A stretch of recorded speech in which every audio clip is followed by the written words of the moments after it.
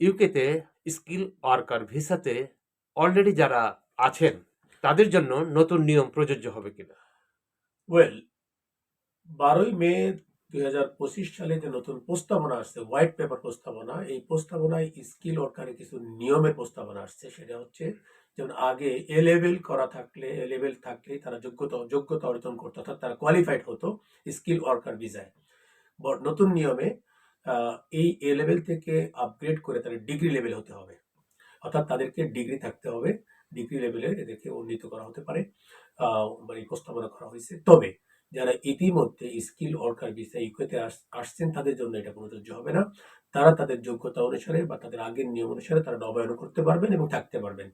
তবে বাইরে থেকে যদি কেউ অ্যাপ্লাই করতে চান, অর্থাৎ 2025 সালের কোনো একটা নির্দিষ্ট টাইমে পরে গিয়ে যদি বাইরে থেকে কেউ এই খাতে অ্যাপ্লাই করতে চান, সেক্ষেত্রে তাদেরকে ডিগ্রি থাকতে হবে, অর্থাৎ ডিগ্রি ছাড়া তারা কোয়ালিফাইড হতে পারবে না।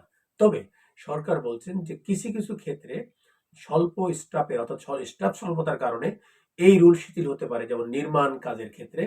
সেক্ষেত্রে হয়তোবা এই ডিগ্রি কোয়ালিফিকেশনের ক্ষেত্রে ডিগ্রিটা আরো আগের মতোই এ লেভেলস বা আরো নিম্নমানের কোয়ালিফিকেশন তারা প্রস্তাবনা করতে পারেন বা পাশ করতে পারেন। ধন্যবাদ আপনাকে।